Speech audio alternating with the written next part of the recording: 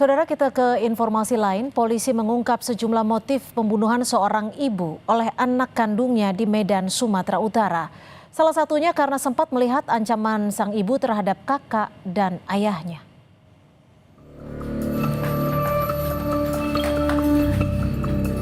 Polisi akhirnya mengungkap sejumlah motif pembunuhan seorang ibu oleh anak kandungnya yang berusia 12 tahun di Medan, Sumatera Utara.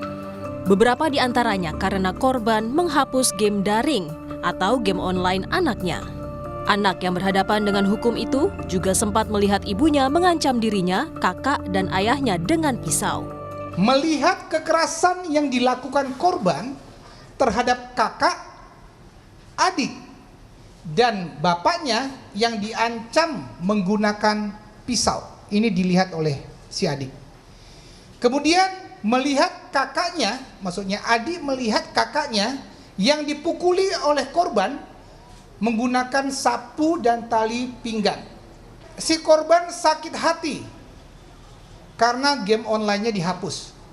Korban melihat game Murder Mystery pada season Kills Others menggunakan pisau. Dan menonton serial anime DC pada saat adegan pembunuhan menggunakan pisau. Psikolog forensik tak menemukan dugaan gangguan jiwa dari anak yang berhadapan dengan hukum atau ABH yang membunuh ibunya. Namun psikolog mengidentifikasi emosi anak itu masih labil dan tak terkendali, ditambah punya pengalaman kekerasan dalam rumah tangga dan terpapar konten dari media daring.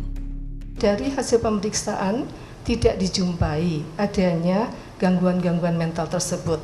Anak tidak mengalami skizofrenia, ya, jadi tidak ada halusinasi, tidak ada delusi, dan tidak ada perilaku yang aneh. Ya. Juga tidak dijumpai adanya PTSD, Post Traumatic Stress Disorder, di mana apakah anak mengalami mimpi buruk, mengalami flashback, ya, lintasan ingatan pada peristiwa tertentu. Memang secara psikologis anak ini juga masih labil secara emosional, ya. Jadi ada keinginan agresivitas yang cukup tinggi. Peristiwa seorang anak berusia 12 tahun diduga membunuh ibunya ini terjadi pada 10 Desember.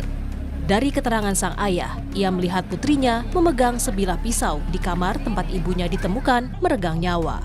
Tim Liputan, Kompas TV.